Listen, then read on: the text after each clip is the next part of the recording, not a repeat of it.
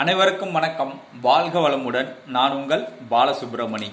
நம்ம இன்னைக்கு பார்க்குற தலைப்பு என்ன அப்படின்னு பார்த்தோம்னா, விருச்சிக ராசி பற்றி பார்ப்போம்.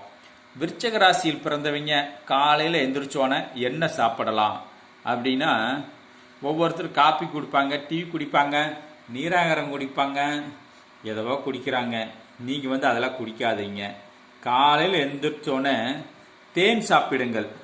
ரெகுலராக கொஞ்சம் தேன் சாப்பிட்டு வந்தீங்கன்னாவே உங்களுக்கு செல்வம் பெருகும்.